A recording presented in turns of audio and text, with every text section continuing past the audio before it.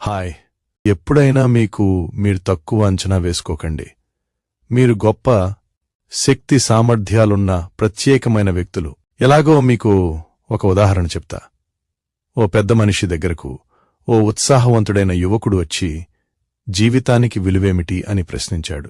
ఆ పెద్ద మనిషి ఒక మెరుస్తున్న రాయి ఇచ్చి దీని ధర ఎంత ఉంటుందో కనుక్కురా అని పంపించాడు. దగ్గరున్న కూరగాయల దుకాణానికి వెళ్లి దీని ధర ఎంత ఉంటుంది అని అడిగాడు ఆ యువకుడు. ఓ 4 రకాల కూరగాయలు కిలో చొప్పునిస్తానన్నాడు ఆ కూరగాయల వ్యాపారి. ఆ తర్వాత బంగారు నగల షాప్కి పోతే ఆ రాయికి 70 లక్షలిస్తానన్నాడు.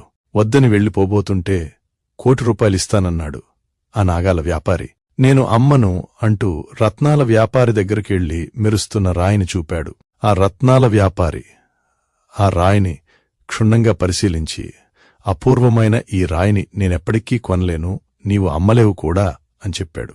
దాంతో ఆ యువకుడు ఆశ్చర్యపోయి పెద్ద మనిషి దగ్గరకు పోయి జరిగింది చెప్పాడు. జీవితం విలువేమిటో అర్థం కాలేదా? నీవొక ప్రత్యేకమైన, అపురూపమైన, గొప్ప విలువగల వజ్రానివి.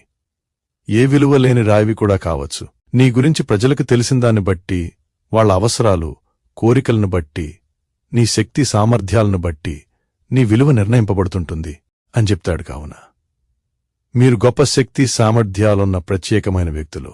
మీ విలువ మీద గౌరవం, నమ్మకం ఉంటే మీరెవ్వరూ ఎవడికి తీసిపోరు, అంచెలంచెలుగా ఎదగగలుగుతారు.